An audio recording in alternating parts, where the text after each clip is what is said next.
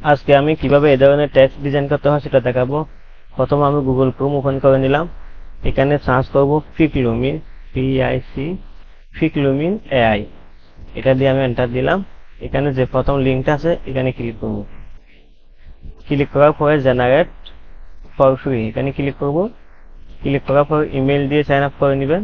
এখন এখান থেকে কমিউনিটিতে ক্লিক করবেন। ক্লিক করার পর এখান থেকে টেক্সটে ক্লিক করব।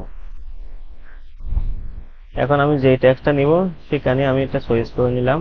আমি এখান থেকে জাস্ট এটা নিয়ে নিলাম। নেওয়ার পরে এখানে যে প্রম্পটটা আছে প্রম্পটটা আমি এখানে ক্লিক করে কপি করে নিলাম। কপি করার পর এখন আমি আসবো ক্রিয়েটে। ক্রিয়েটে আসার পর এটা আমি কন্ট্রোল V দিয়ে পেস্ট করে নিলাম।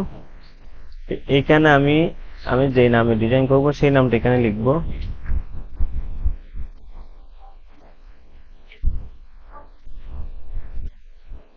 এখানে লিখে দিলাম। লেখা হয়ে গেলে আমি এখানে ক্লিক করব।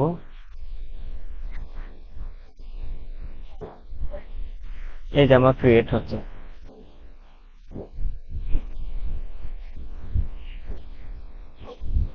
একটু সময় লাগবে। এই যে আমার হয়ে গেছে। তাহলে আমি এটা এখান থেকে ক্লিক করে এটা ডাউনলোড করতে পারবো।